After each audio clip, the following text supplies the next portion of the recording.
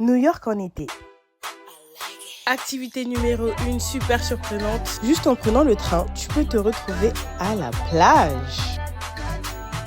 Et oui, il y a la plage à New York, s'il vous plaît. Pour moi, c'était comme si j'étais en Jamaïque, là.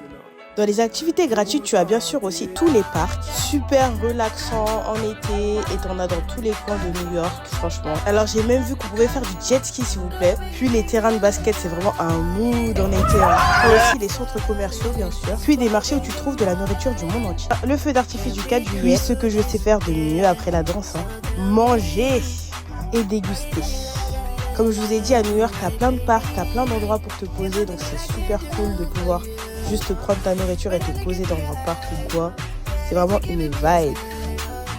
Parfois, je mangeais healthy. C'était tellement bon. Mais c'est vrai que c'est énormément de fast-food.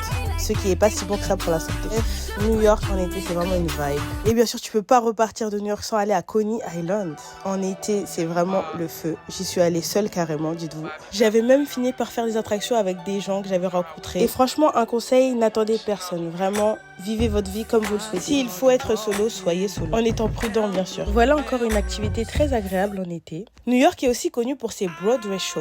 J'avais été invitée à la comédie musicale du Roi Lion. Les places peuvent être coûteuses, mais ça en vaut la peine. En été, t'as énormément d'événements de danse aussi. Et surtout, beaucoup de soirées. La soirée à ne pas louper pour moi, c'était la Everyday People. Mais t'as aussi le bain à Manhattan et pas mal de soirées à Brooklyn aussi. Les danseurs ou ceux qui aiment vibrer, New York, c'est vraiment cool. J'avais pu aller au parc aquatique aussi, mais attention, celui-ci se trouve à Long Island, donc il vous faut la voiture. Vous pouvez aussi profiter du grand outlet. Toujours en voiture, vous pouvez aussi tester les casinos de Atlantic City. C'est à quelques heures de New York, mais franchement, ça vaut le coup. Pour moi, j'étais dans GTA. Voilà New York en été. Et encore, j'ai pas tout pris à cause de mon stockage.